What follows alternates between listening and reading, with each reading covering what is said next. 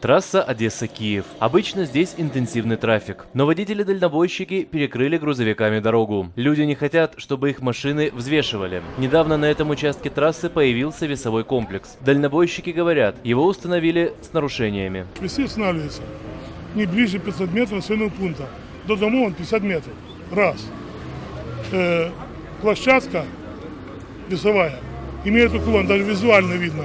Уклон вниз и уклон вправо. Андрей Марданенко давно занимается перевозками. Помнит, как при беглом президенте Януковиче фуры взвешивать перестали. Тогда эта процедура превратилась в рассадник коррупции. Водитель уверен, сейчас будет то же самое. Проверки со временем станут избирательными. Почему мы должны не в равных правах быть с теми самыми Транссервисом или еще кем-то другими, тремя семерками? Почему он должен больше зарабатывать, а мы меньше? Представители властей, осуществляющие контроль, считают иначе. По их мнению, дальнобойщики нарушают закон. Многие превышают допустимый 20-тонный вес в 5 раз. Это разрушает асфальт и угрожает другим участникам движения. Мы можем ради спора останавливать молдавских водителей, турецких водителей, российских водителей, белорусских, грузинских. У них ни у кого нет перегруза. То есть они могут ехать и получать неплохие деньги за свою работу по дорогам Украины, а наши водители почему-то не могут соблюдать наши же украинские законы. На дорогах Украины уже установили около 30 комплексов. На деньги в рамках программы Мирового банка закупят еще 70. А это уже трасса Одесса-Рени. Хорошая иллюстрация того, к чему приводит езда на перегруженных машинах. Из 300 километров дороги в ремонте нуждаются почти 4/5. Одесский губернатор Михаил Саакашвили добивается ремонта уже год. Дорога проходит через юг Украины до Румынии. Из миллиарда гривен на бумаге на ремонт реально поступило около 5 миллионов. Чтобы привлечь внимание правительства, Михаил Саакашвили перенес свой рабочий кабинет прямо на трассу. На бумаге план есть,